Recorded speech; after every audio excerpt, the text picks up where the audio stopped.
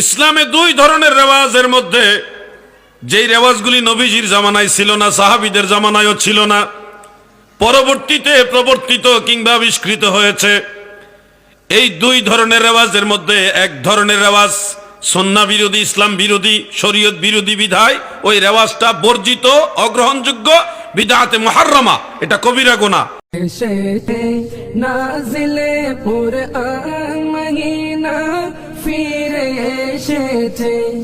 ইসলামে দুই ধরনের রেওয়াজের মধ্যে যেই রেওয়াজগুলি নবীজির জামানায় ছিল না, সাহাবীদের জামানায়ও ছিল না, পরবর্তীতে প্রবর্তিত কিংবা আবিষ্কৃত হয়েছে।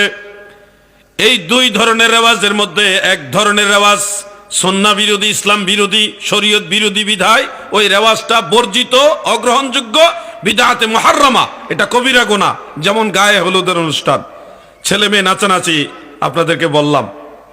আরেক ধরনের রেওয়াজ আছে, রীতি, কালচার, যেটা প্রিয় নবীজির জামানাতে ছিল না, সাহাবীদের জামানাতেও ছিল না, অনেক পরে এসে মুসলমানদের মাঝে এটা প্রচলিত হয়েছে।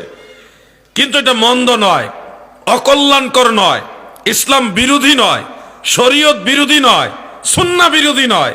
এরকম কিছু কালচার রয়েছে, ইসলামের মধ্যে প্রচলন হয়েছে। যেমন বাংলাদেশের মুসলমান ইফতার করে, কিন্তু সুলা, বুড়ি, মুড়ি, বুট, আলুর চপ, ডাইলের বড়া, পেঁয়াজু মানে এগুলি দিয়ে করে। আপনারা যতই চেষ্টা করেন, সুন্নাহর মধ্যে, আল্লাহর হাবিবের আখলাক মুবারকের মধ্যে এই পেঁয়াজু দিয়া, সুলাবুর, মুড়ি দিয়া, আলুর চপ দিয়া ইফতারের কোনো দলিল নাই। কিন্তু বাংলাদেশে এটা চলে কিনা? যারা শবে বরাতের হালুয়া রুটি বিদআত বলেন, তারাও কিন্তু সুলা, মুড়ি, বুট দিয়ে ইফতার করেন। তো ওই যে সুলা, বুট, মুড়ি, আলুর চপ, ডাইলের বড়া বা পেঁয়াজু, এগুলি দিয়া ইফতার করা যেই দলিলে জায়েজ, ওই দলিলে শবে বরাতের হালুয়া রুটিও জায়েজ।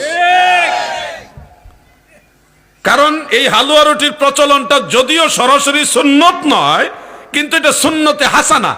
এটা দিয়ে ইসলামের একটা গুরুত্বপূর্ণ হাদিস শরীফ আমল হয়। কোন হাদিস? সহিহ বুখারীর হাদিস, আইয়ুল ইসলামি খাইরুন ক্বালা তুতঈমুত তুআম ইলা আখির। নবীজিকে প্রশ্ন করা হলো, ইয়া রাসূলুল্লাহ, নবী গো, ইসলাম ধর্মের সর্বোত্তম কাজ কোনটা? আল্লাহর হাবিব বলেছে, মানুষকে খাবার দেওয়া সর্বোত্তম কাজ। নির্দিষ্ট কোনো দিনের কথা নবীজি বলেননি। সেই হাদিস অনুযায়ী শাবানের মধ্যবর্তী দিবসে শবে বরাতে মানুষকে মেহমানদারি করে। বাংলাদেশের কালচার অনুযায়ী হালুয়া রুটি এটা মানুষ পছন্দ করে।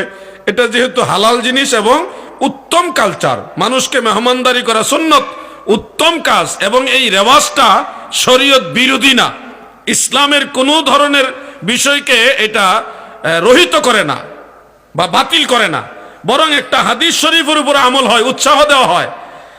সহিহ মুসলিমের ওই হাদিস, মান সান্না ফিল ইসলামে সুন্নাতান হাসানা কানা লাহু আজরুহা ইলা আখিরিল হাদিস।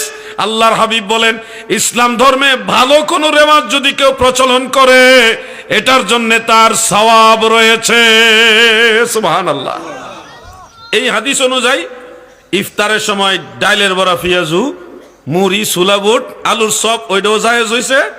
এই হাদিস দিয়া শবে বরাতের হালুয়া রুটিও জায়েজ হইছে। আরো সহজ করে দেই, আলেম ভাইরা যারা এই হালুয়া রুটি এর পরে মানতে নারাজ হন, একটু নারাজ থাকেন যে হালুয়া রুটি পছন্দ করেন না, আপনাকে বলছি ভাই, আল্লাহ রসুলের জামানায়, সাহাবীদের জামানায় ইমাম সাহেবকে 3 বেলা খাবার দেওয়া বা বেতন দেওয়া, এটা কিন্তু রেওয়াজ ছিল না।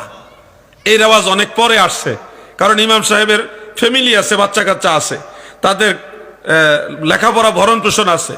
উনি যেহেতু মসজিদের দায়িত্বে আছেন, ঠিকমতো চাকরি করার বা ব্যবসা বাণিজ্য করার চান্স পান না, সময় পান না। এজন্য ওনার প্রতি মসজিদ কমিটি এহসান করেন, সহযোগিতা করেন, ওনাকে কিছু বেতন ভাতা বা হাদিয়া অথবা 3 বেলা খাবারের ব্যবস্থা ওনাকে করা হয়। এই রেওয়াজটা, এই রীতিটা সরাসরি সুন্নত নয়, সুন্নতে সাহাবাও নয়, কিন্তু এটা সুন্নতে হাসানা। ওই সহিহ মুসলিমের হাদিস অনুযায়ী এটা জায়েজ। অনেক পরে এটা প্রচলিত হয়েছে। এই ইমাম সাহেবের 3 বেলা খাওন দেওয়া যেই দলিলে জায়েজ, ওই দলিলে শবে বরাতের হালুয়া রুটিও জায়েজ।